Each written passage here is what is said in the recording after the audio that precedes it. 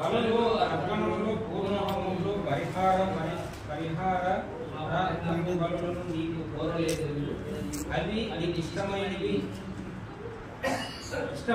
కానవి పైకి చెప్పిన తర్వాత ఆయన నీ చిత్తము నెరవేర్చుటకు ఇదిగో నేను వచ్చి ఉన్నానని చెప్పుచున్నాడు. ఇవన్నీ ధర్మశాస్త్రము చొప్పున అర్పింపబడుచున్నవి. ఆ రెండవ దాన్ని స్థిరపరచుటకు మొదటి దాన్ని కొట్టివేయుచున్నాడు. కూర్చో. దేవుడి మాటలు దీవించను గాక. ఆమేన్. పాటల పుస్తకంలో 31వ పాట. నా ప్రాణ ప్రియుడా యేసు రాజా అర్పింతును నా హృదయార్పణ. కాదు, నీవు చేసిన ఉపకారములకు నేనేమి చెల్లించుననే పాట పాడుకుందాము. నీవు చేసిన ఉపకారములకు నేనేమి చెల్లింతును, నీవు చేసిన ఉపకారములకు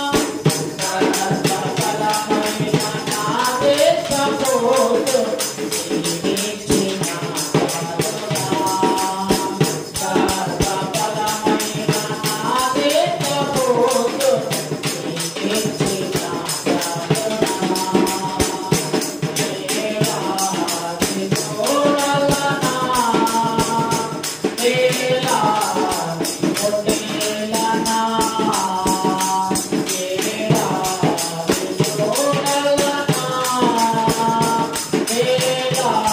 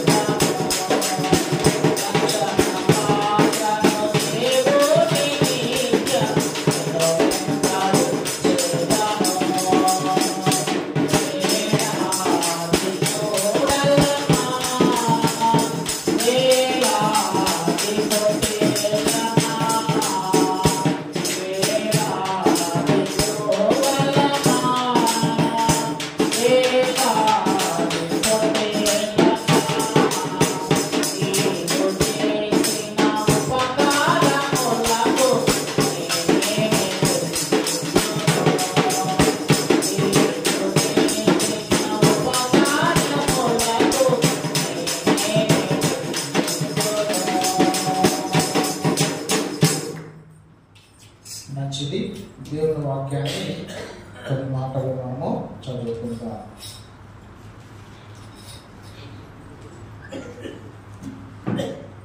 కీర్తనల గ్రంథము 103వ అధ్యాయము మొదటి 2 వచనాలు మనము చదువుతున్నాం. కీర్తనల గ్రంథము 103వ అధ్యాయము మొదటి 2 వచనాలు. నా ప్రాణమా యెహోవాను సన్నుతించుము, నా అంతరంగమున సమస్తమా ఆయన పరిశుద్ధ నామమును సన్నుతించుము. నా ప్రాణమా యెహోవాను సన్నుతించుము, ఆయన చేసిన ఉపకారములలో దేనిని మరవకుము. మంచిది. మరి నేను చెప్పినట్లుగా చెప్పండి. నా ప్రాణమా యెహోవాను సన్నతించుము, ఆయన చేసిన ఉపకారములలో దేనిని మరవకుము. ఏం తెలుసా?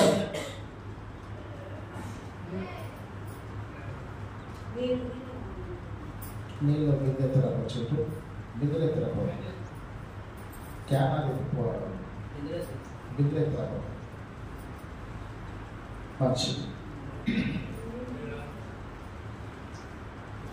దేవుడు చేసిన ఉపకారములలో మనము దేనిని మరచిపోకూడదు అంటున్నాడు.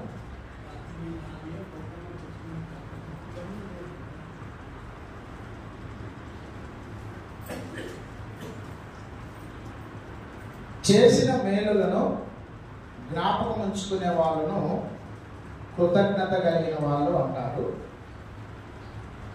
చేసిన మేలులను మర్చిపోయే వాళ్ళను కృతజ్ఞత లేని వాళ్ళు అంటారు. 2025వ సంవత్సరం అవుతుంది. యేసుక్రీస్తు మానవుడిగా ఈ భూలోకంలో జన్మించి యేసుక్రీస్తు రావడం ద్వారా మానవానికి రక్షణ దొరికింది, పాపక్షమాపణ కలిగింది. యేసుక్రీస్తు ఈ లోకంలోనికి రావడం ద్వారా మానవులందరూ కూడా నిత్య జీవంలో ప్రవేశించే కృపను దేవుడు అనుగ్రహించినాడు. ఒకప్పుడు మానవుడు పాపము చేసి దేవుడు అనుగ్రహించే మహిమను పొందలేకపోయినాడు. ఒకప్పుడు మానవుడు దేవునికి దూరం అయ్యి దేవుని యొక్క నిత్య రక్షణను పోగొట్టుకున్నాడు. ఇప్పుడు దేవుని పిల్లలమని జ్ఞాపకం చేసుకొని మనల్ని దేవుడు ఆయన కృపచేత దేవుడు మనల్ని రక్షించి ఉన్నాడు. ఒకసారి ఏం జరిగిందంటే, పిలాతు యేసు ప్రభువుని శిలువ శిక్ష నుండి, శిలువ మరణం నుండి విడిపించాలని ప్రయత్నంతో పిలాతు ఏమన్నాడంటే యేసు ప్రభువుతో, నువ్వు ఏ తప్పు చేయలేదు అని ఒక్క మాట చెప్పు, నిన్ను ఈ శిలువ శిక్ష నుండి నిన్ను తప్పిస్తాను అని పిలాతు యేసు ప్రభువుతో చెప్పినాడు. పిలాతుకు యేసు ప్రభు వెంటనే జవాబు ఇవ్వలేదు. వాక్యం రాయబడిన మాట ఏంటంటే, పిలాతు ఎంత ప్రయత్నం చేసినా కానీ పిలాతుకు యేసుక్రీస్తు ఒక్క మాట అయినా కూడా జవాబు చెప్పలేదు. కారణం ఏంటి అంటే, యేసుక్రీస్తు ఈ భూలోకంలోనికి ఎందుకు వచ్చిండేది?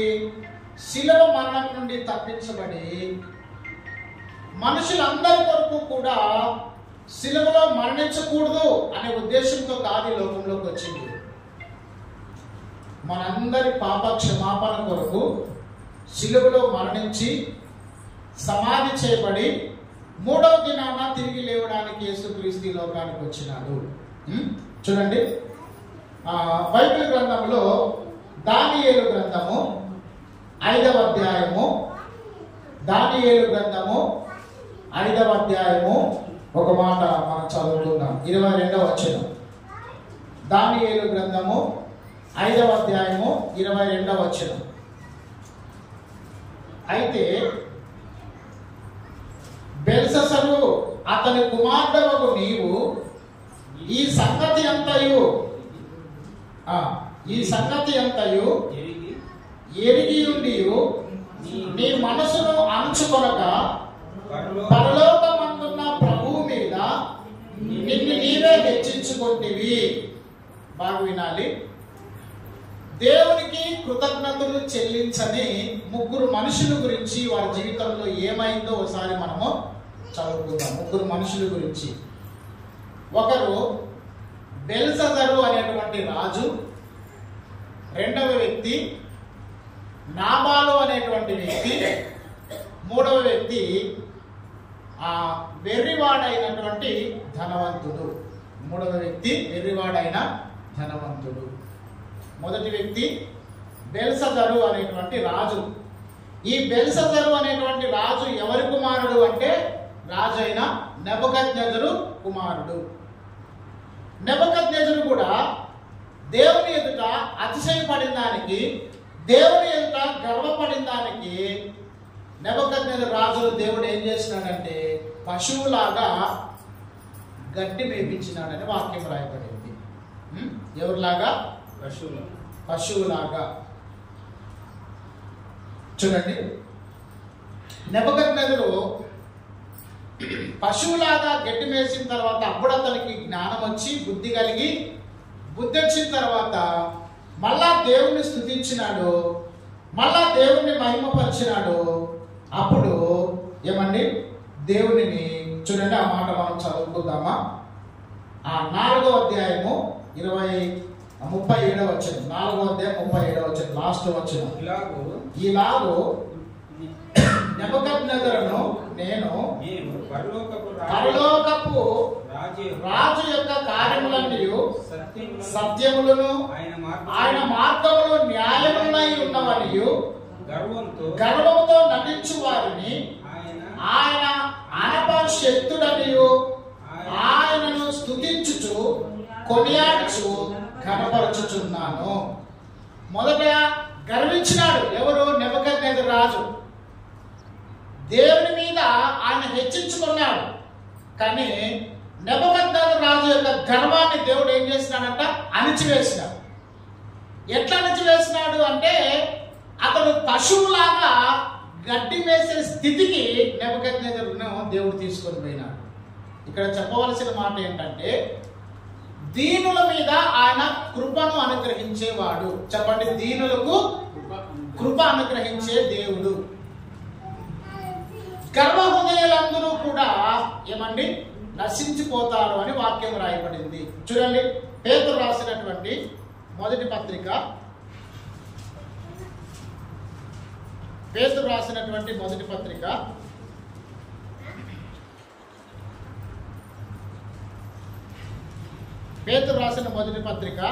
5వ అధ్యాయము 5వ వచనం. పేతురు రాసిన మొదటి పత్రిక, దాంట్లోకి పోయిద్దిలే రవణ్యం అట్లే ఉంది. అది ట్యాప్ నీళ్ళన్నీ కూడా కారుతాయి. పేతురు రాసిన మొదటి పత్రిక 5వ అధ్యాయము 5వ వచనం. చిన్న పిల్లలారా మీరు పెద్దలకు లోబడి ఉండుడి. ఎదుటివాని ఎడల దీన మనసు అను వస్త్రము ధరించుకొని మిమ్మును అలంకరించుకొనుడి. దేవుడు అహంకారులను ఎదిరించి దీనులకు కృప అనుగ్రహించును. చూడండి, ఆ రోజుల్లో యేసు ప్రభు కాలంలో శాస్త్రులు, పరిసయ్యులు, సద్దూకయ్యులు కూడా దేవుని తిరస్కరించినారు. దేవుని వాక్యాన్ని వారు నిర్లక్ష్యం చేసినారు. దేవుని కార్యములను, ముఖ్యంగా దేవుని యొక్క రక్షణను వాళ్ళు నిర్లక్ష్యం చేసినారు. మళ్ళా దేవుని కృప ఎవరి ఎందుకు వెళ్ళింది? అన్యుల దగ్గరికి. మొదటిగా యేసు ప్రభు ఎవరి దగ్గరికి పంపబడ్డాడు? యూదుల దగ్గరికి. యూదులందరూ కూడా యేసు ప్రభుని అంగీకరించినారా? అంగీకరించలేదు. మరి ఎవరి దగ్గరికి పంపబడ్డాడు అంటే వాక్యము రాయబడింది అన్యుల దగ్గరికి. చెప్పండి, ఎవరి దగ్గరికి అంట? అన్యుల దగ్గరికి. ఈ సమయంలో దేవుని పిల్లలారా, దీనులకు దేవుడు అహంకారులను ఎదిరించి దీనులకు కృప అనుగ్రహించును అని రాయబడింది. చెప్పండి, ఏమని వాక్యం రాయబడిందండి? ఎవరికి ఎవరికి కృప? దీనులకు. అంటే కృప అనుగ్రహింపబడాలి అంటే, నువ్వు దేవుని కృపను పొందుకోవాలి అంటే నీలో ఏముండాలి? దీనత్వము. చెప్పండి, ఏముండాలి? దీనత్వము కలిగి ఉండాలి. యేసుక్రీస్తు కూడా ఏమంటున్నాడంటే, నేను దీనుడను మిక్కిలి సాత్వికుడను అంటాడు యేసు ప్రభువు దీనుడు కాబట్టి ఆయన దీనత్వమును తెలియపరచుకోవడానికి గుర్రం మీద ఎక్కి ఊరేగింపబడ్డాడా? రథాల మీద ఊరేగింపబడ్డాడా? గాడిద మీద ఊరేగింపబడ్డాడా? గాడిద మీద. చూడండి, గాడిద మీద ఎక్కి ఊరేగింపబడుతున్నారంటే శాంతిని కోరుతున్నారు, శాంతిని కోరు వస్తున్నారు అని అర్థం అన్నమాట. ఆ రోజుల్లో గుర్రాల మీద వస్తున్నారు అంటే యుద్ధానికి వస్తున్నాడు అని అర్థం అన్నమాట. ఇప్పుడు యేసు ప్రభు గుర్రం మీద ఎక్కి వచ్చిందంటే యుద్ధానికి వస్తున్నాడు అని అర్థం చేసుకోవచ్చు. కానీ యేసుక్రీస్తు గుర్రం మీద కాదు ఊరేగింపబడింది, దేని మీద? అంటే దాని అర్థం ఏమి? శాంతిని కోరి వస్తున్నాడు అని, అందరికీ శాంతిని ప్రకటించడానికి వస్తున్నాడు అని అర్థం అన్నమాట. మరి ఉదయకాల సమయంలో యేసుక్రీస్తు కూడా ఎలాంటి మనసు కలిగి ఉన్నాడు? దీన మనసు అనండి. దీన మనసు. దీనులకు మాత్రమే ఏమనుగ్రహింపబడుతుంది? దేవుని కృప. దీనత్వం ఎట్లొస్తుంది? దీనత్వం ఎట్లొస్తుంది? దీన మనసు కలిగినటువంటి యేసుక్రీస్తును లోపల చేర్చుకున్నప్పుడు, అంతేకాదు ఆయన వాక్యమును మన హృదయంలో ఉంచుకున్నప్పుడు కదండి. మన జీవితంలో దేవునికి చోటిచ్చినప్పుడు దీనత్వం వస్తుంది. దీనత్వం లేని వారందరూ కూడా అహంకారులు, దీనత్వం లేని వారందరూ కూడా గర్వ హృదయులు అని వాక్యం రాయబడింది. వాక్యం రాయబడిన మాట ఏంటంటే కదండి, నాశనానికి ముందు ఏం నడుస్తుందంట? గర్వము నడుస్తుందంట. సామెతలు 16వ అధ్యాయంలో యేసుక్రీస్తు చెప్తున్న మాట ఏంటంటే, మీరందరూ కూడా కదండి దీన మనస్సు అను వస్త్రమును ధరించుకొని మిమ్మల్ని మీరు అలంకరించుకొనుడి. ఇంకా దేవుడు అహంకారులను ఎదిరించి దీనులకు కృప అనుగ్రహిస్తాడు. ఇప్పుడు దేవుని ఎదుట ఎవరు గర్వ హృదయం కలిగిన వారు అంటే నెబుకద్నెజరు రాజు గర్వించిన తర్వాత గర్వించిన దాన్ని బట్టి దేవుడు అతనిని గడ్డి మేపేటట్లుగా చేసినప్పుడు మళ్ళా ఏం చేసినాడు? చూడండి, 37వ వచనం చదవండి. దానియేలు గ్రంథం 4:37. ఈలాగు నెబుకద్నెజరు నేను పరలోకపు రాజు యొక్క కార్యములన్నీ సత్యములను ఆయన మార్గములు న్యాయములనై ఉన్నాయని గర్వముతో నటించే వారిని ఆయన అరపశక్తుడనియు ఆయన స్తుతించుచు కొనియాడుచు గణపరచుచున్నాను కదండి. ఇప్పుడు దేవుణ్ణి ఈ నెబుకద్నెజరు రాజు ఏం చేస్తున్నాడు? స్తుతించుచు కొనియాడుచు దేవుణ్ణి గణపరుస్తున్నాడు. అంతకుముందు ఏమైంది ఈ బుద్ధి? అంతకుముందు ఏమైంది ఈ ఆలోచన? దేవుని పిల్లలారా, చాలా మంది మనలో ఎలాంటి హృదయం కలిగి ఉంటుంటామంటే ఒకసారి గర్వ హృదయం. ఈ సమయంలో దేవుని పిల్లలారా, దేవుడు దీన మనసు కలిగిన వాడ ఈ లోకానికి వచ్చినప్పుడు, సాత్వికుడ ఈ లోకానికి వచ్చినప్పుడు, ఆయన నమ్మినటువంటి మనకు కూడా ఎలాంటి మనసుని ఇవ్వాలనుకుంటున్నారంటే దీన మనసు, సాత్వికమైనటువంటి మనసు దేవుడు మనకి ఇవ్వాలనుకుంటున్నాడు. అదే మనల్ని ఒక ఉన్నతమైన స్థానంలో నిలబెడుతుంది, 10 మందిలో మనకు గౌరవాన్ని తెస్తుంది. ఏంది? దీన మనసు. ఏంది మనకు గౌరవాన్ని తెచ్చేది? దీన మనసు. ఈ రోజుల్లో చాలా మంది దేవుని పిల్లలారా కలిగి ఉన్నటువంటి జ్ఞానాన్ని బట్టి, కలిగి ఉన్నటువంటి ధనాన్ని బట్టి, కలిగి ఉన్నటువంటి పదవులను బట్టి ఆ మనుషుల్లో ఏం కనపరుచుకుంటున్నారు? గర్వమును కనపరుచుకుంటున్నారు కదండి. దేవుడు ఏం కోరుతున్నాడు? దీన మనసు. ప్రతివాడు ఎదుటివాడు ఎదుట దీన మనసు అనేటువంటి వస్త్రమును ధరించుకొని మిమ్మల్ని మీరు అలంకరించుకోండి అంటున్నాడు. ఈ దీన మనసు నాకు దయచేయ ప్రభు అని మనం దేవుని అడిగాలి. ప్రభు, నీలాంటి దీన మనసు అనే వస్త్రాన్ని నాకు దయచేయ ప్రభు అని మనం దేవుణ్ణి అడగాలి. ఇదే గర్వ హృదయం ఎవరికి వచ్చింది? నెబుకద్నెజరు రాజు కొడుకు. ఎవరైనా? బెల్షస్సరు అనండి. బెల్షస్సరు. చూడండి 20వ వచనం చదవండి. దానియేలు 5వ అధ్యాయము 20వ వచనం. అయితే అతడు మనస్సున అతిశయించి బలాత్కారము చేయుటకు అతని హృదయమును కఠినము చేసుకొనగా దేవుడు అతని ప్రభుత్వము అతని యొద్ద నుండి తీసివేసి అతని యొక్క ఘనతను పోగొట్టేసెను.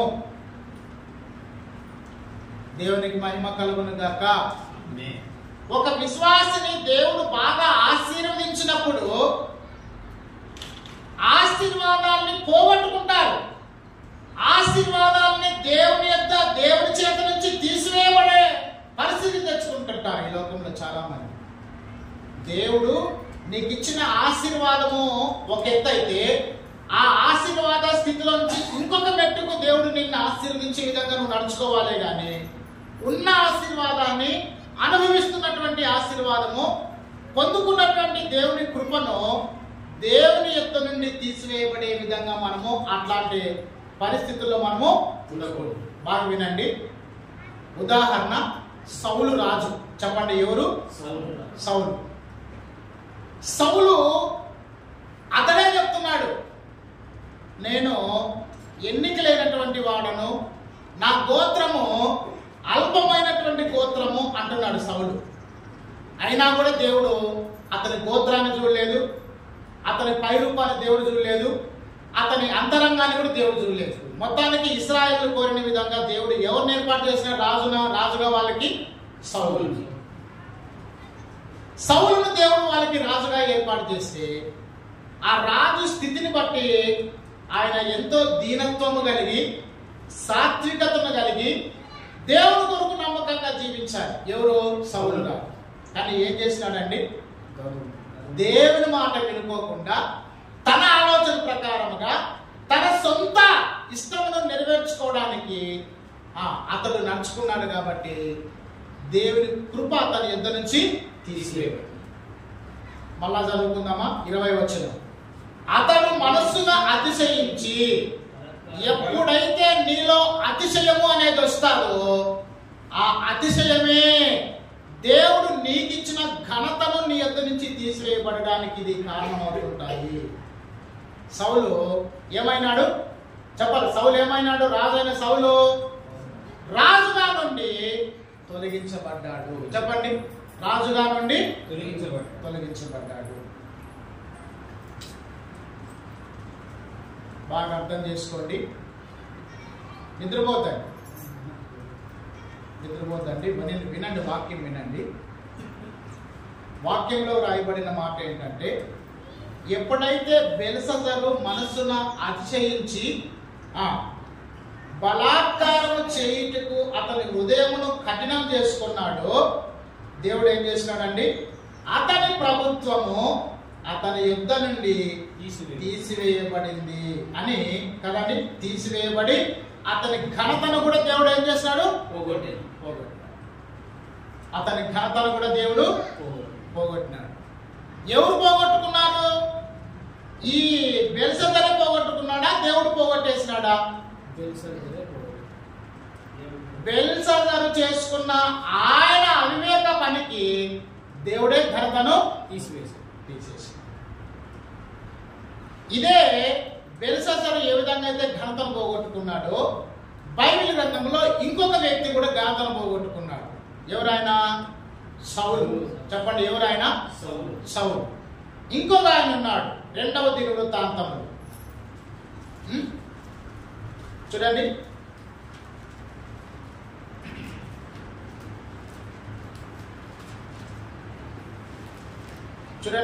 ఒక మాట మనం చదువుకుందాం.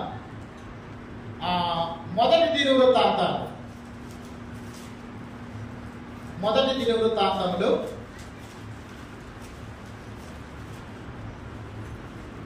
17వ అధ్యాయము. మొదటి దినవృత్తాంతములు 17వ అధ్యాయము 12వ వచనం. అతడు నాకు ఒక మందిరమును కట్టించును, అతని సింహాసనమును నేను నిత్య స్థాపన చేసేదను. నేను అతనికి తండ్రినై ఉండును, అతడు నాకు కుమారుడై ఉండును. నీకంటే ముందుగా ఉన్నవానికి నా కృపను నేను చూపక మానినట్లు నేను అతనికి నా కృపను చూపక మానను అంటున్నాడు. ఎవరి గురించి చెప్పబడింది మాట? దావీదు కుమారుడైన సొలొమోను గురించి. వినండి, వాక్యం వినండి, నా వైపు చూడండి.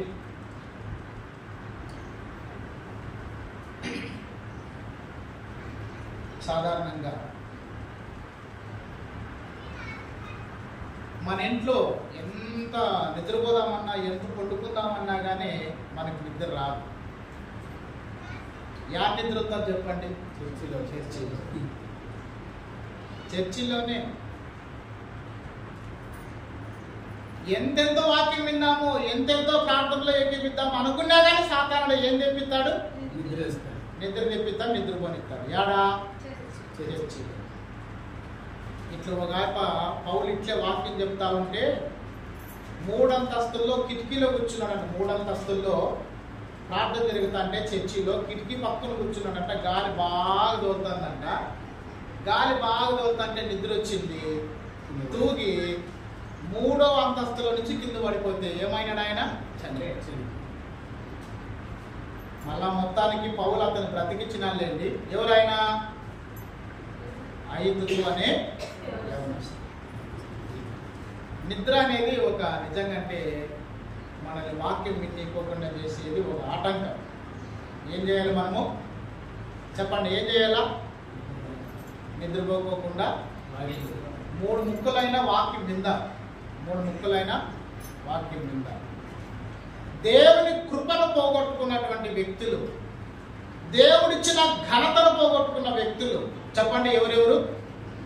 బెల్షస్సర్ రాజు, 2వ వ్యక్తి సౌలు రాజు, 3వ వ్యక్తి ఎవరంటే సొలొమోను. అనండి, సొలొమోను.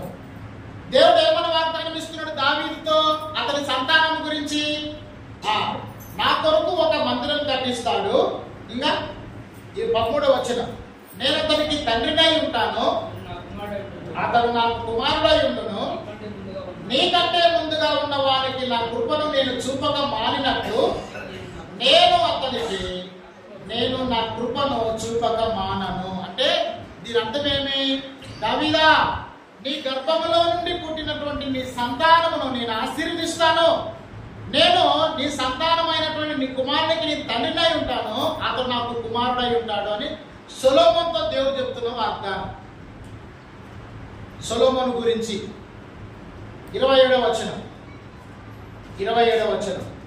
ఇప్పుడు నీ దాసుని సంతతి నిత్యము నీ సన్నిధిలో ఉండునట్లుగా దానిని ఆశీర్వదింప అనుగ్రహించి ఉన్నావు.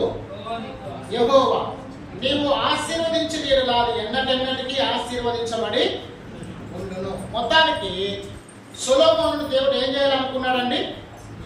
ఆశీర్వదించాలనుకున్నాడు. చూడండి ఎంత గొప్ప ఘనత అంటే, బాగా వినాలి, ఎంత గొప్ప ఘనత అంటే మరి సొలొమోను దేవుని మందిరాన్ని కట్టించినాడు. ఏమండి? దేవుని మందిరాన్ని కట్టించిన తర్వాత దేవుని మందిరాన్ని ప్రతిష్ఠించినాడు. దేవుని మందిరాన్ని ప్రతిష్ఠించిన తర్వాత సొలొమోనును దేవుడు గొప్పగా ఆశీర్వదించినాడు. చూడండి ఆ 2వ దినవృత్తాంతాలు 9వ అధ్యాయము 1వ వచనం. 2వ దినవృత్తాంతములు 9వ అధ్యాయం 1వ వచనం. షేబా దేశపు రాణి సొలొమోను గూర్చిన ప్రసిద్ధిని వినినప్పుడు గూఢమైన ప్రశ్నల చేత సొలొమోను శోధింపవలెనని కోరి మిక్కిలి గొప్ప పరివారమును వెంటబెట్టుకొని గంధవర్గములను, విస్తారమును, బంగారమును, రత్నములను ఒంటరి మీద ఎక్కించుకొని యెరూషలేమునకు వచ్చెను. ఆమె సొలొమోను వద్దకు వచ్చి తన మనసులోని విషయములన్నిటిని గురించి అతనితో మాట్లాడెను. ఎవరి గురించినండి? సొలొమోను గురించి. దేవునికి మహిమ కలుగును గాక. బాగా వినండి అమ్మా.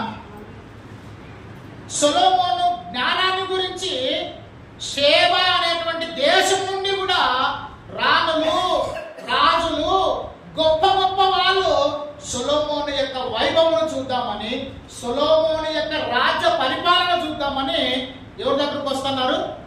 సొలొమోను దగ్గరకు వస్తున్నారు. ఈ సొలొమోనుకు ఇంత ఘనత, ఇంత జ్ఞానం ఎవరిచ్చింది?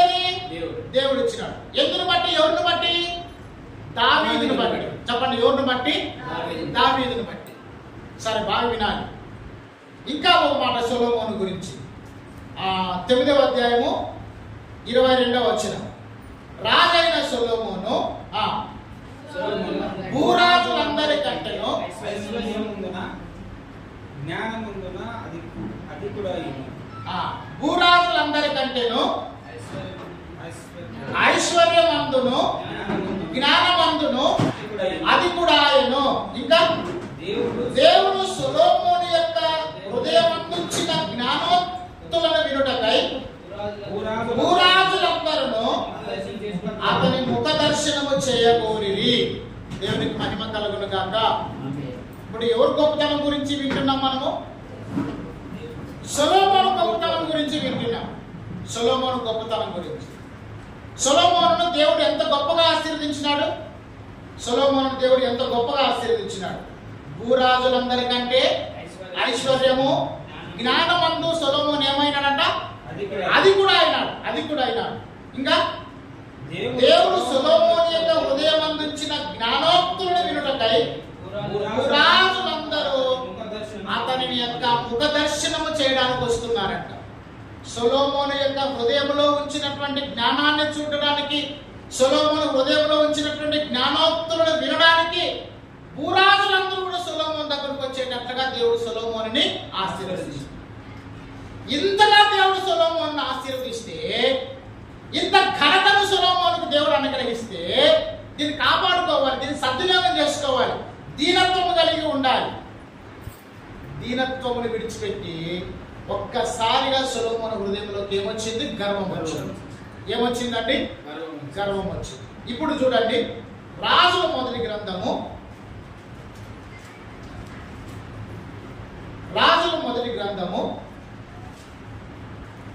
11వ అధ్యాయము మొదటి వచనం.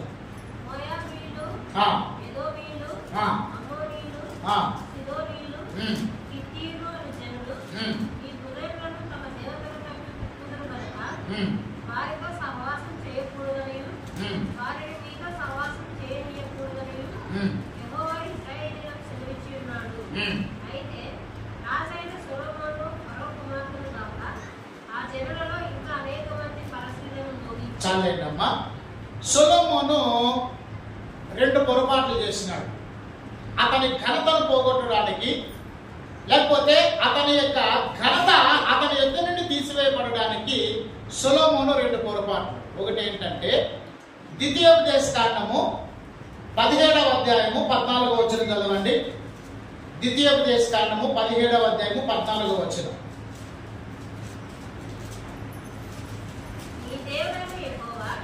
బాగా వినండి అమ్మా.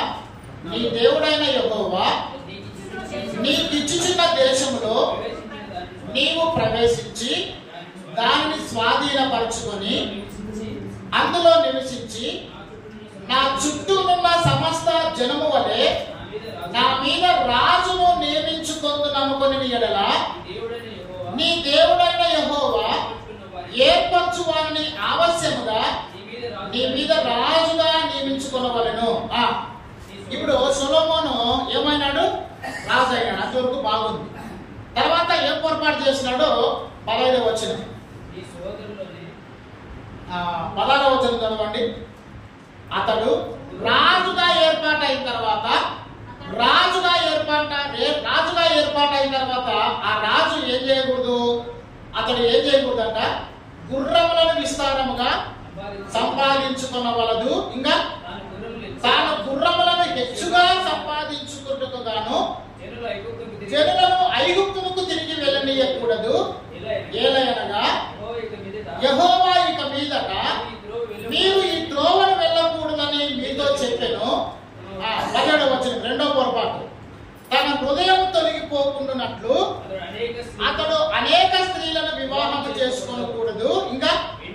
వెండి బంగారములను అతని కొరకు అతడు తన కొరకు బహుగా విస్తరింప చేసుకొనకూడదు. ఎన్ని జాగ్రత్తలు, ఎన్ని హెచ్చరికలు చెప్పినాడండి ఇక్కడ? 2 హెచ్చరికలు. ఒకటి ఏంది? రాజుగా ఏర్పాటైన వ్యక్తి గుర్రములను హెచ్చుగా కూర్చుకోకూడదు. అది ధర్మశాస్త్రంలో వ్రాయబడినటువంటి హెచ్చరిక. రెండవ హెచ్చరిక ఏమి? ఒక స్త్రీని వివాహం చేసుకున్న తర్వాత మళ్ళా ఇంకొంతమందిని స్త్రీలను వివాహము చేసుకోకూడదు. ఇది ఎవరి ఆజ్ఞ? ధర్మశాస్త్రంలో దేవుడు రాయించినటువంటి హెచ్చరిక, ఆజ్ఞ. ఈ 2 ఆజ్ఞల విషయంలో సొలొమోను ఏమైనాడు? తప్పిపోయాడు. ఏం జరిగింది? ఇప్పుడు చూడండి, 10వ అధ్యాయం, రాజుల మొదటి గ్రంథము 10వ అధ్యాయము 28వ వచనం. రాజుల మొదటి గ్రంథము 10వ అధ్యాయము 28వ వచనం.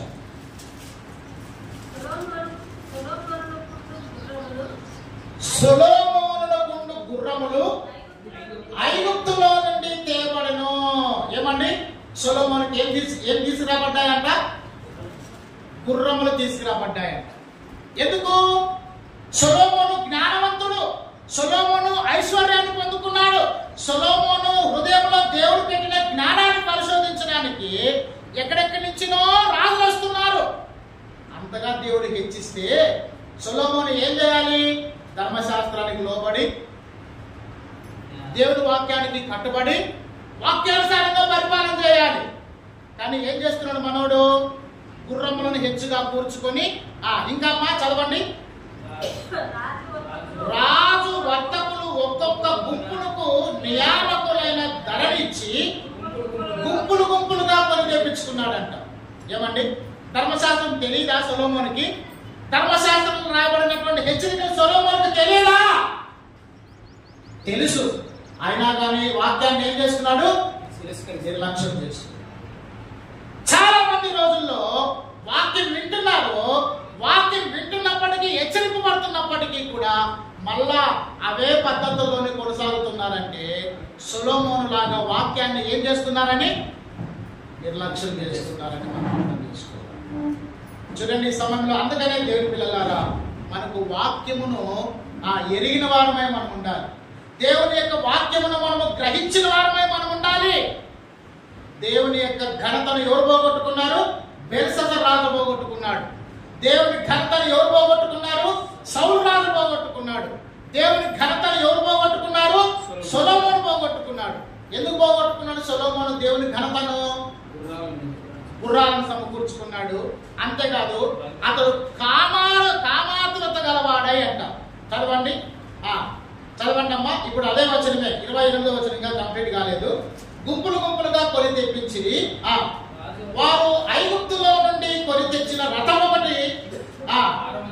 ఒకటింటికి 600 తులముల వెండి, గుర్రం ఒకటికి 150 తులముల వెండి ఇచ్చి హిత్తీయుల రాజులందరి కొరకును అరాము రాజుల కొరకును వారు ఆ ధరకే వాటిని తీసుకొని. తర్వాత 2వ వచనం, కామాతురత గలవాడై 11:2 వారిని ఉంచుకొచ్చు వచ్చెను. అతనికి 7,000 మంది రాజకుమార్తెలైన భార్యలు, 300 మంది ఉపపత్నులు కలిగి ఉండేవి. అతని భార్యలు అతని హృదయం ఏం చేసినారంట? త్రిప్పివేసినారు. మా బాగా వినాలి. దేవుడు ఒక వ్యక్తిని ప్రేమించి అతని యొక్క నమ్మకత్వాన్ని బట్టి ఒక మంచి పొజిషన్ దేవుడు ఇచ్చిన తర్వాత కదండి, ఆ పొజిషన్ బట్టి మనము ఎవరిని బట్టి అతిశయపడాలి?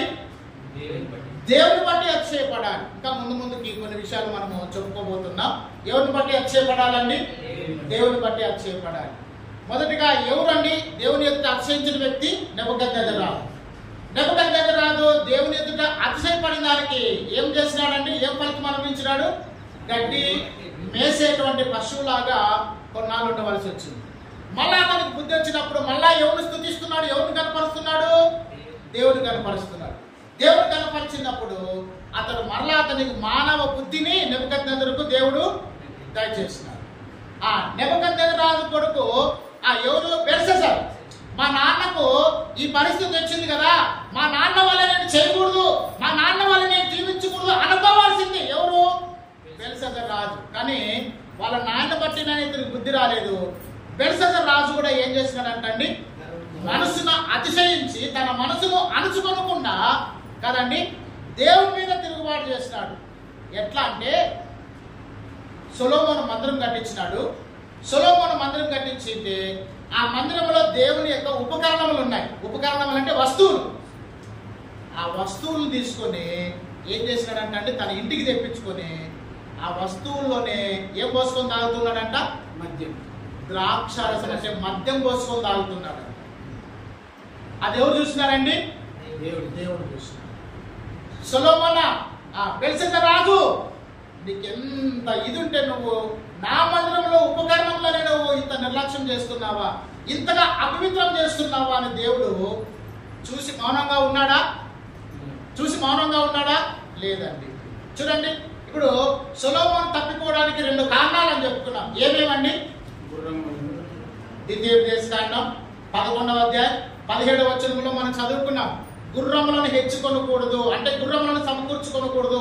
ఎక్కడ రాయబడింది? ధర్మశాస్త్రంలో.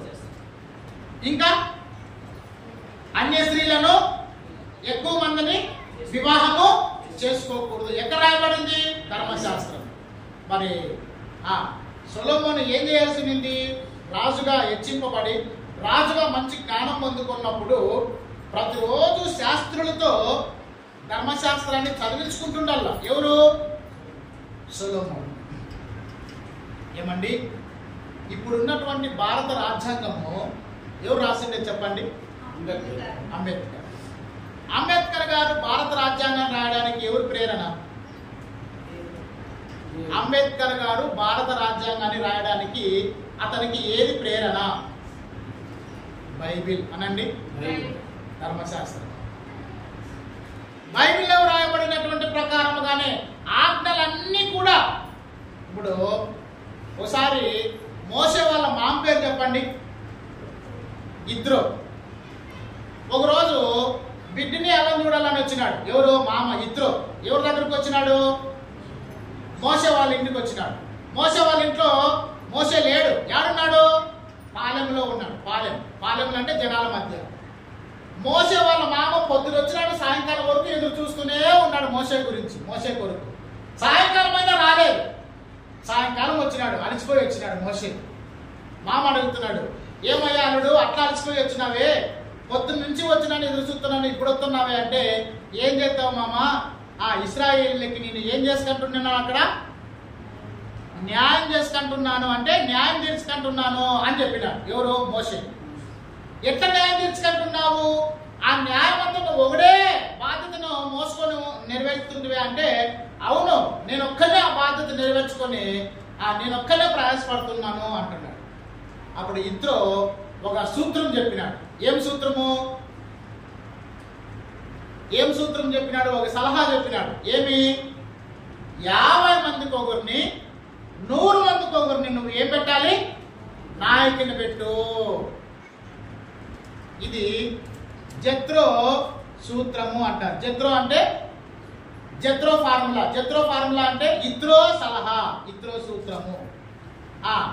ఆనాడు నిర్గమాకాండములో వాక్యములో రాయబడినటువంటి ఇత్రో సలహానే ఇప్పుడు ఎవరు పాటిస్తున్నారు? ఎవరు అమలు చేస్తున్నారు? ప్రభుత్వం అమలు చేస్తుందండి. చూడండి దేవుని పిల్లలారా, ఈ భూలోకంలో భారత రాజ్యాంగానికి ఆధారమైన ప్రభుత్వాలు పరిపాలన చేస్తున్నటువంటి, అమలు చేస్తున్నటువంటి చట్టాలైనా కానీ దేన్ని ఆధారం చేసుకొని అంటే ధర్మశాస్త్రాన్ని ఆధారం చేసుకొని. ఇద్దరు ఏం చెప్పినాడండి?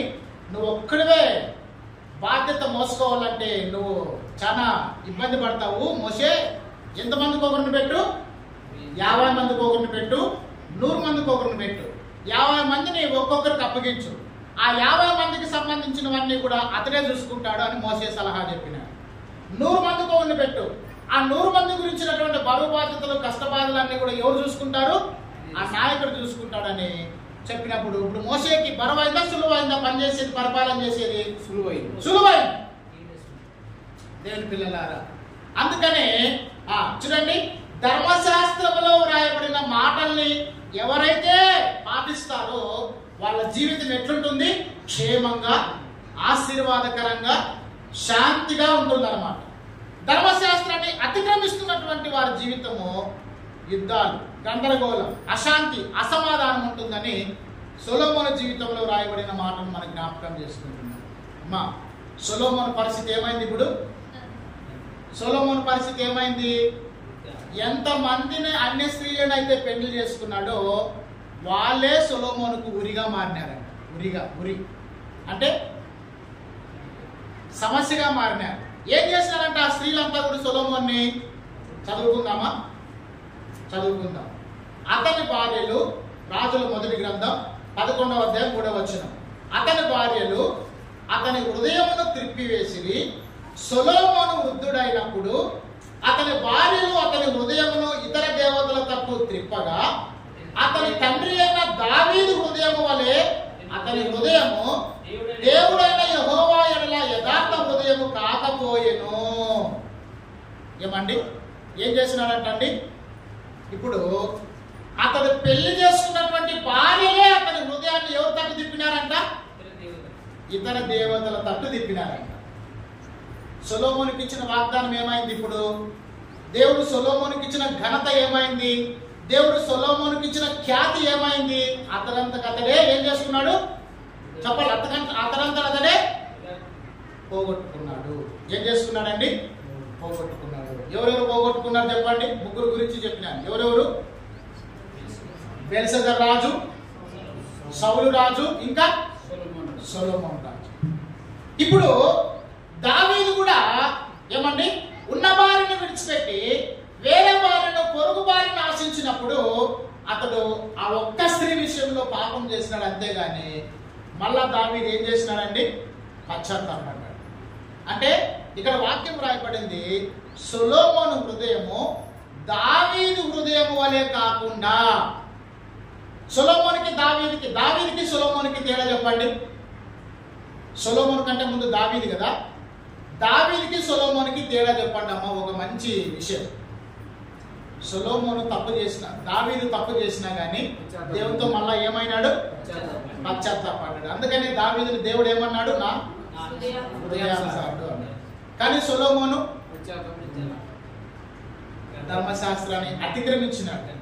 గుర్రాలు వద్దు అని దేవుడు చెప్తే కూడా గుర్రాలు సమకూర్చుకున్నాడు. అన్య స్త్రీలను వివాహం చేసుకోకూడదు అని చెప్పినా కానీ చాలా మంది స్త్రీలను వివాహం చేసుకున్నాడు. ధర్మశాస్త్రాన్ని అతిక్రమించినాడు. అతని రాజ్యము సొలొమోను తర్వాత ఏమైంది అంటే 2 భాగాలుగా విభజింపబడింది. సొలొమోను వరకు కూడా, బాగా వినాలి, సొలొమోను వరకు కూడా ఇశ్రాయేలీల రాజ్యము ఐక్యముగానే ఉంది. చెప్పండి, ఏముంది? ఇప్పుడు మన రాష్ట్రము అంతకుముందు ఎన్నిగా ఉండేది? ఒకటే, ఆంధ్రప్రదేశ్ రాష్ట్రం, అంతే. ఇప్పుడు మళ్ళా ఏమైంది? 2 అయింది. ఒకటే రాష్ట్రమే 2 అయింది. యాదాది తెలంగాణ రాష్ట్రము, ఆంధ్రప్రదేశ్ రాష్ట్రం.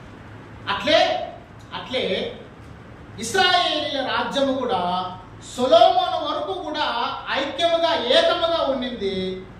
సొలొమోను తర్వాత సొలొమోనును బట్టినే రాజ్యం ఎన్ని భాగాలుగా విడిపోయింది? కారణం ఎవరు? సొలొమోను. దేవుని పిల్లలారా, ఇశ్రాయేలీల 2 గోత్రాలు, ఇశ్రాయేలీలు 10 గోత్రాలు, యూదావారు 2 గోత్రాలు. బాగా వినాలి, ఇశ్రాయేలీలు ఎన్ని గోత్రాలు? 10 గోత్రాలు వాళ్ళు. యూదా గోత్రము, యూదా, బెన్యామీన్ 2 గోత్రాలు. ఇశ్రాయేలీలను 20 మంది రాజులు పరిపాలన చేసినారు. యూదా వాళ్ళను కూడా 20 మంది పరిపాలన చేసినారు. యూదా రాజుల్లో 20 మందిలో దాదాపుగా 12 మంది రాజులు, మంచి రాజులు పరిపాలన చేసినారు. అందులో యెహోషాపాతు రాజు, హిజ్కియా రాజు, ఆసా రాజు, యెషయా అనేటువంటి రాజు, వీళ్ళందరూ కూడా మంచి రాజులు. వీళ్ళందరూ కూడా యూదాలను పరిపాలన చేసినటువంటి వారు, మంచి రాజు. కానీ ఇశ్రాయేలీని పరిపాలన చేసినటువంటి 20 మంది రాజుల్లో ఒక్కరు కూడా మంచి రాజులు పరిపాలన చేయలేదు. అందులో ఎవరెవరు వస్తారు? అహాబు రాజు వస్తాడు. ఇట్లా చెప్పుకుంటూ పోతే చాలా మంది దుర్మార్గమైన పరిపాలన చేసినట్లుగా కూడా మనము చూస్తూ ఉంటున్నాం. ఏమండి, అందుకని ఇశ్రాయేలీయుల రాజ్యము 2 భాగాలుగా విభజించడానికి కారణం ఎవరంటే సొలొమోను. కారణం ఏంటి? సొలొమోను చేసిన అతిక్రమం. ధర్మశాస్త్రాన్ని ఏం చేసినాడు? అతిక్రమించినాడు. ఇప్పుడు చూడండి, దానియేలు గ్రంథానికి వద్దాం. మళ్ళా కూడా మనం దానియేలు గ్రంథానికి వద్దాం. బెల్షస్సర్ రాజు గురించి కొన్ని మాటలు చదువుకొని మనం ముందుకెళ్దాం. 23వ వచనం 5వ అధ్యాయం. దానియేలు గ్రంథం 5వ అధ్యాయము 23వ వచనం. 5వ అధ్యాయం 20. బెల్షస్సరు అతని కుమారుడవు నీవు ఈ సంగతి ఎంతయో ఎరిగి ఉండియు నీ మనసును అణుచుకొనక పరలోకమందున్న ప్రభుత్వం మీద నిన్ను నీవే హెచ్చించుకుంటివి. ఎట్లనగా నీవును నీ అధిపతులను నీ రాణులను నీ ఉపపత్నులను దేవుని ఆలయ సంబంధము ఉపకరణములలో ద్రాక్షరసం పోసి త్రాగవలనని వాటిని తెచ్చి ఉంచుకొని వాటితో త్రాగుచు చూడనైనను విననైనను గ్రహింపనైనను చేతగాని వెండి బంగారము ఇత్తడి ఇనుము కర్రరాయి అని వాటితో చేయబడిన దేవతలను స్తుతించితిరి గాని నీ ప్రాణమును నీ సకల మార్గములను ఏ దేవుని వశమున ఉన్నావో ఆయనను నీవేం చేయలేదు? కనపరచలేదు. ఈ రాజు ఇంత ఉన్నతమైన స్థితిలో ఉన్నా కానీ ఎవరిని కనపరచలేదంట? ఆ బెల్షస్సరు రాజు ఆయన స్థానానికి లేకపోతే ఆయన పరిస్థితికి కారణమైనటువంటి దేవుని ఆయన ఏం చేయలేదంట? కనపరచలేదంట. అందుకని అతడు మత్తులో ఏమంటే మత్తుగా ఉన్నప్పుడు అతనికి మాత్రమే ఒక గోడ మీద చేయితో ఒక వాక్యం రాయబడింది. మేనే మేనే టేకెల్ ఉపాసిన్ అనేటువంటి మాట. అంటే ఏమి? దేవుడు నీ ప్రభుత్వాన్ని లెక్క తీసినాడు. నీ ప్రభుత్వాన్ని లెక్క తీస్తే అందులో నువ్వు తక్కువ వాడిగా కనపడ్డావు. కాబట్టి నీ రాజ్యము నీ ప్రభుత్వము నీ యొద్ద నుండి తీసివేయబడుతుంది. అది దేవుని యొక్క శిక్ష. కారణమేమి? దేవుడు అతన్ని ఆశీర్వదిస్తే కూడా, దేవుడు అతనికి ఎంత ఘనతనిస్తే కూడా సొలొమోను వలె దేవుని కనపరుచుకోకుండా కదండి దేవతలను తయారు చేయించుకొని విగ్రహాలు పెట్టుకొని వాటికి సాగిలి పడుతున్నాడే గాని అతని యొక్క జీవితానికి కారణమైన, అతని ఆయుష్కు కారణమైనటువంటి, అతని జీవానికి కారణమైనటువంటి దేవుని మాత్రం ఏం చేయలేదంట? మరి బెల్షస్సర్ రాజు స్తుతించలేదంట. లాస్ట్కి ఏమైంది? 30వ వచనం చదవండి. 30వ వచనం. ఆ రాత్రి అంది కల్దీయుల రాజు బెల్షస్సరు ఏమైనాడంట? హతుడాయెను. ఎందుకు? దేవుణ్ణి ఘనపరచనందున. చెప్పండి, దేవుణ్ణి ఘనపరచనందున. దేవుణ్ణి ఘనపరచనందున. సమూయేలు రాసినటువంటి మొదటి గ్రంథం 25వ అధ్యాయం. సమూయేలు రాసినటువంటి మొదటి గ్రంథము 25వ అధ్యాయము. సమూయేలు రాసినటువంటి మొదటి గ్రంథం 25వ అధ్యాయము 10వ వచనం. నాబాలు దావీదు ఎవడు? యెషై ఎవడు? యెషై కుమారుడు ఎవడు? యజమానులను విడిచి పారిపోయిన దాసులు ఇప్పుడు అనేకులు ఉన్నారు.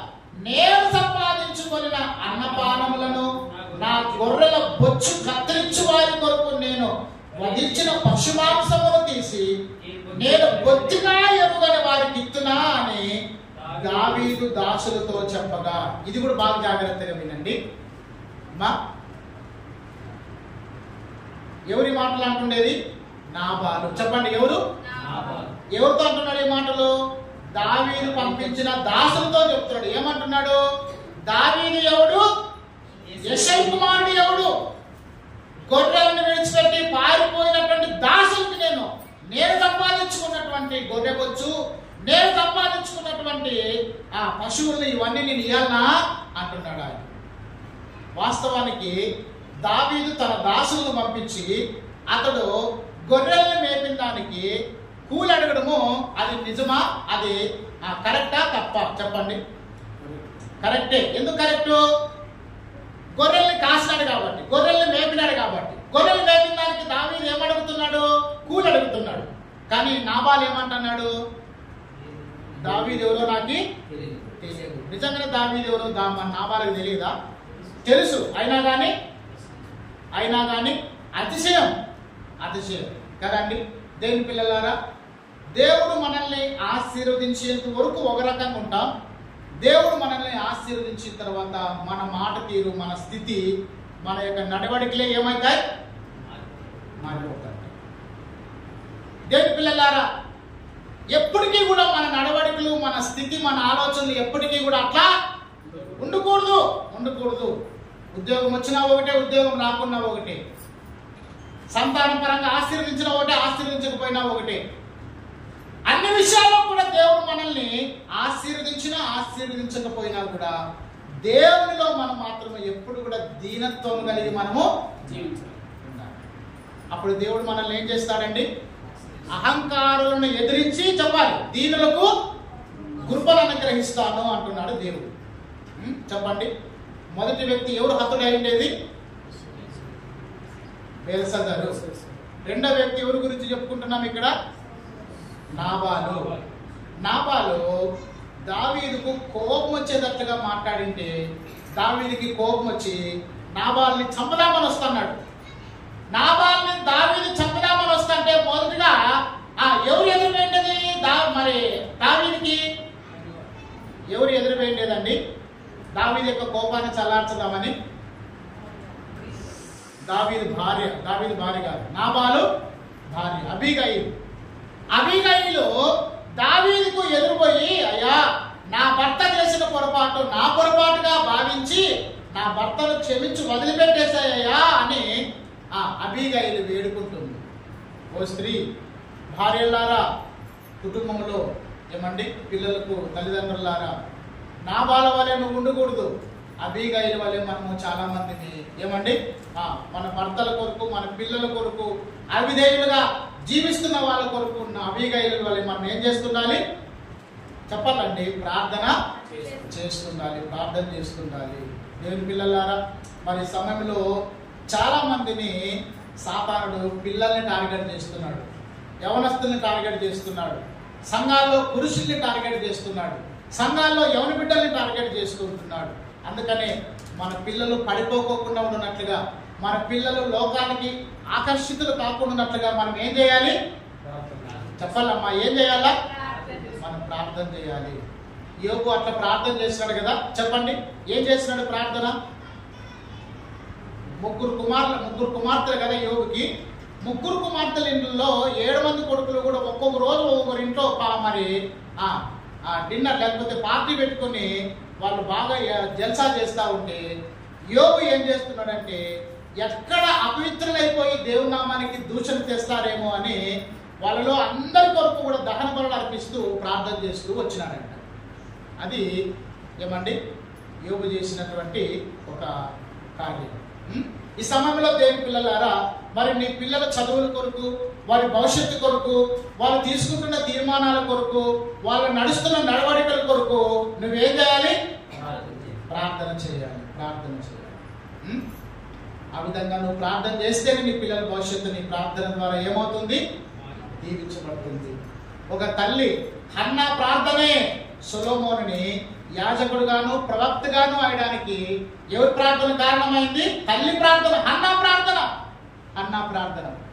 సెయింట్ అగస్టిన్ అనేటువంటి భక్తుడు అంటాడు, సెయింట్ అగస్టిన్ అనేటువంటి భక్తుడు ఏమంటాడంటే, నా తల్లి కన్నీటి ప్రార్థన ప్రవాహములో నేను దేవుని పాదాల యొద్దకు కొట్టుకొని వచ్చింది అంటాడు. ఏమంటాడండి చెప్పండి? నా తల్లి కన్నీటి ప్రార్థన ప్రవాహంలో అంటే ఆ తల్లి మరి సెయింట్ అగస్టిన్ కొరకు ఎంతగా ప్రార్థన చేసిందో మరి మనమే ఆలోచించుకోవాలి. ఏమ్మా, ఆ విధంగా నువ్వు ప్రార్థన చేస్తున్నావా?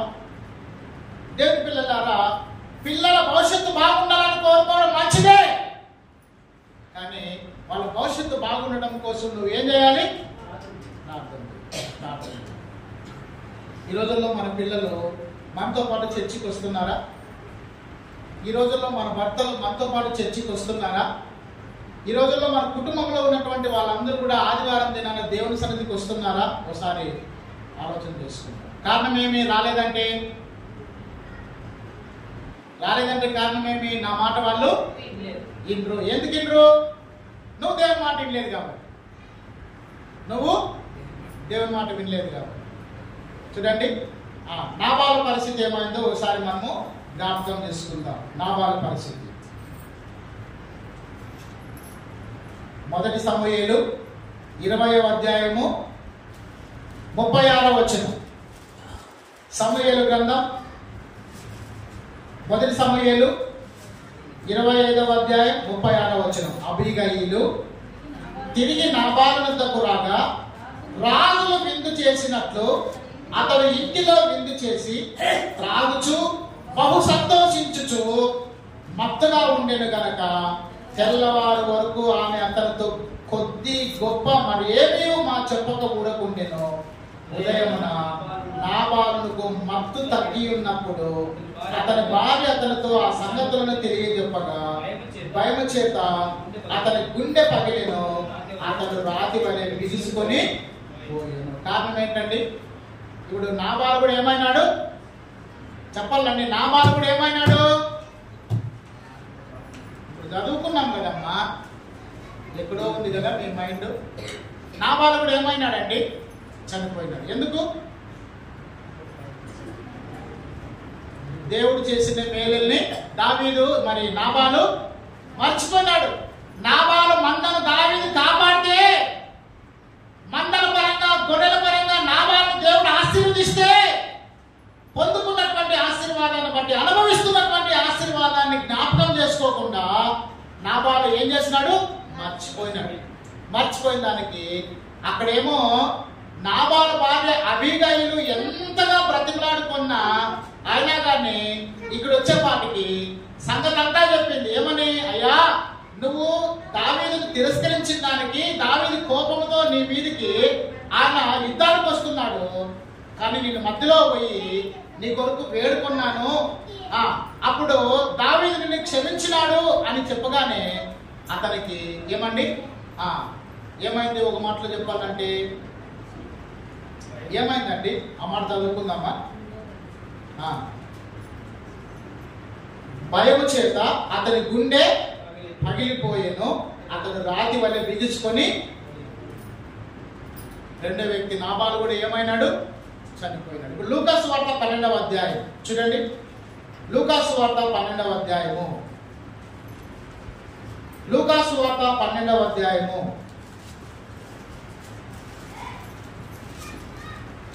16వ వచనం. మరియు ఆయన వారితో ఈ ఉపమానము చెప్పెను. ఒక ధనవంతుని భూమి సమృద్ధిగా పండెను. అప్పుడు అతడు నా పంటను సమకూర్చుకొనుటకు నాకు స్థలము చాలదు గనక నేనేం చేతునని తనలో తాను ఆలోచించుకొని నేను ఇలాగ చేతును, నా కొట్లు విప్పి వాటికంటే గొప్ప వాటిని కట్టించి అందులో ధాన్యమంతటిని సమకూర్చుకొని నా ఆస్తిని కూడా సమకూర్చుకొని నా ప్రాణంతో ప్రాణమా అనేక సంవత్సరములకు విస్తారమైన ఆస్తి నీకు సమకూర్చబడి ఉన్నది, సుఖించుము, తినుము, త్రాగుము, సంతోషించుమని చెప్పుకుందని అనుకునేను. ఏమనుకుంటున్నాడంటే మనసులో? అనేక సంవత్సరాల కొరకు విస్తారమైన ధాన్యం సమకూర్చబడి ఉంది, ఇంక నీకే భయం లేదు, నువ్వు దేవుడు లేకోకుండా కూడా నువ్వు జీవించవచ్చు అని తన ప్రాణంతో చెప్పుకుంటున్నాడు. అప్పుడు దేవుడు ఏమన్నాడండి? వెర్రివాడా, చదవండి ఆ మాట. వెర్రివాడా, ఈ రాత్రి నీ ప్రాణం అడుగుచున్నాను, నీవు సిద్ధపరిచినవి ఎవరివవునని అతనితో చెప్పెను కదండి. ఏమైందంటండి? ఆ రాత్రికి అతని ప్రాణము దేవుడు తీసేసుకున్నాడు. ఈ సమయంలో దేవుని పిల్లలారా, ఒకటి మనం ఆలోచించాలి. ఇతడు అతిశయపడ్డాడు. దేని బట్టి అతిశయపడ్డాడు? ఈ పంట నా చేతుల కష్టార్జితం వల్ల నేను పొందుకున్నాను, ఈ పంట నా చేతికి రావడం అనేది నా కష్టార్జితమే అనుకున్నాడు, కానీ దేవుని ఆశీర్వాదం కాదు అనుకున్నాడు అన్నమాట. ఎవరు ఆశీర్వాదం కాదు అనుకున్నాడు? మనం ఏమనుకోవాలి? అనుభవిస్తున్నవన్నీ, పొందుకున్నవన్నీ, సంపాదించినవన్నీ ఎవరు కృప అనుకోవాలి? దేవుని కృప అనుకోవాలి. కొరింథీయులకు రాసిన మొదటి పత్రిక 15వ అధ్యాయం చూడండి. కొరింథీయులకు రాసిన మొదటి పత్రిక 15వ అధ్యాయము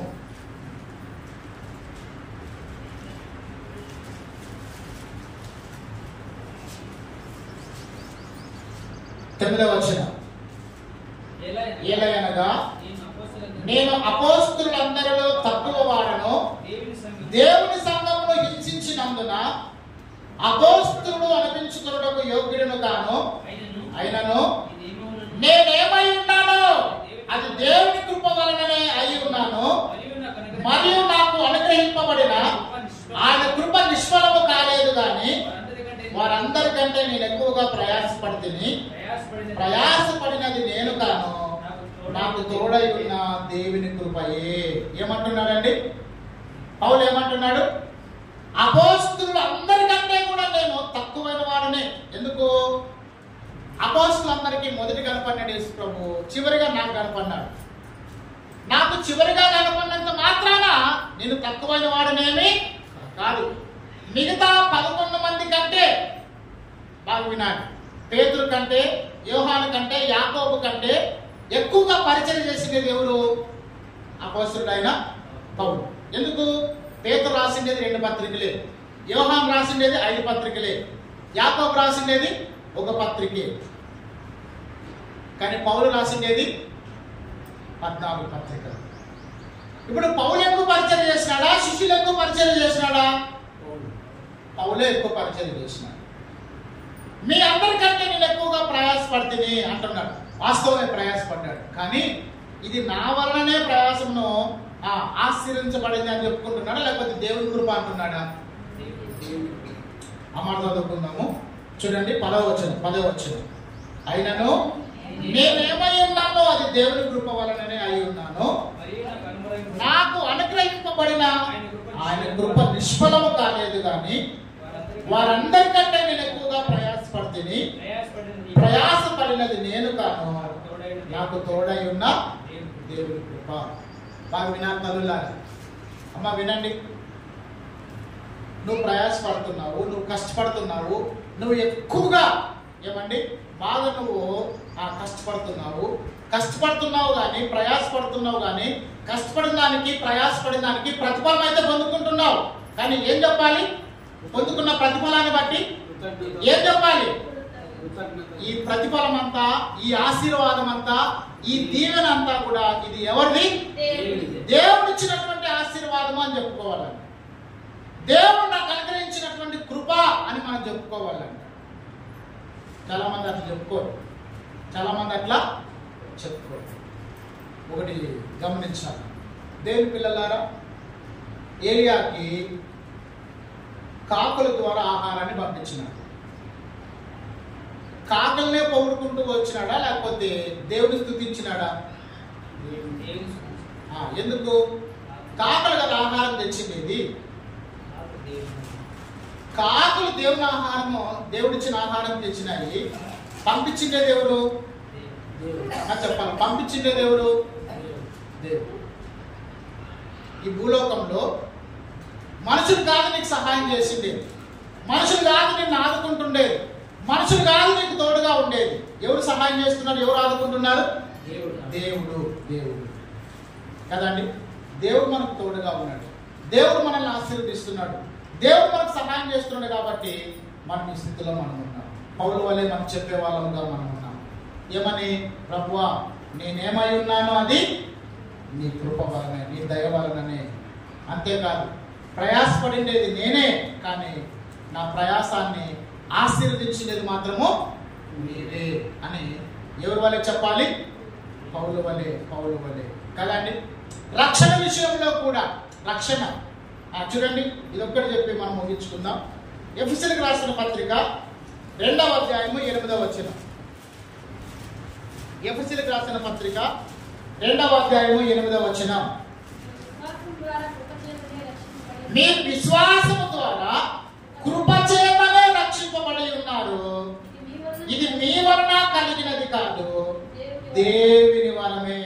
ఇంకా అది క్రియల వలన కలిగినది కాదు కనుక ఎవడును అతిశయపడడానికి వీలు లేదు.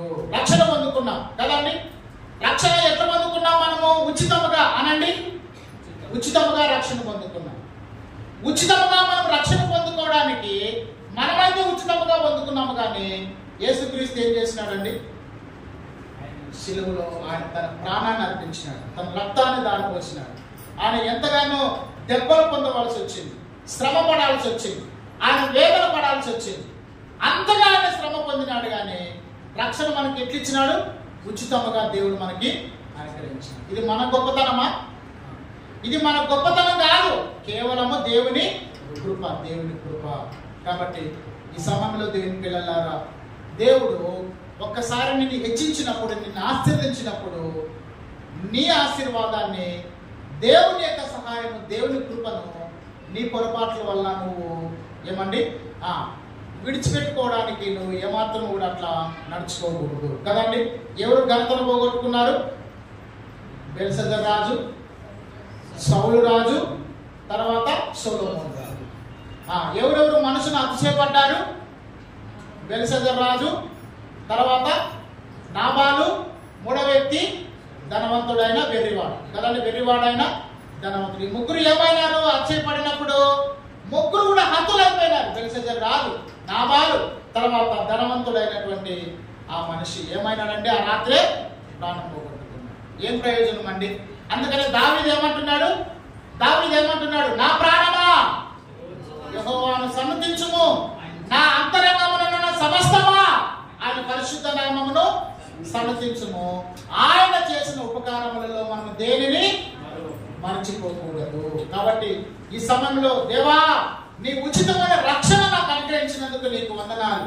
నిన్ను అనుభవిస్తున్నటువంటి ఆహారం, నేను ఉంటున్నటువంటి ఇల్లు, నేను చేస్తున్నటువంటి ఉద్యోగం, నేను అనుభవిస్తున్నటువంటి ప్రతి ఆశీర్వాదము కూడా ఇది కేవలము నీ కృప, నీ కృప, నీ కృప అని మనము దేవునికి కృతజ్ఞతలు చెల్లిస్తూ మనము దేవుని ఆరాధిద్దాం. అట్టి కృప దేవుడు మనకందరికీ దయచేయను గాక. ఆమేన్. అందరూ కూడా మోకరించండి, మన ప్రభువుని ఆరాధించుకుందాం. మరి ఈ సమయంలో పురుషులు మరి ప్రభువుని ఆరాధిస్తూ ఉంటుండగా మనం అందరము కూడా ఆరాధనలో ఏకీభవిద్దాం. వీడు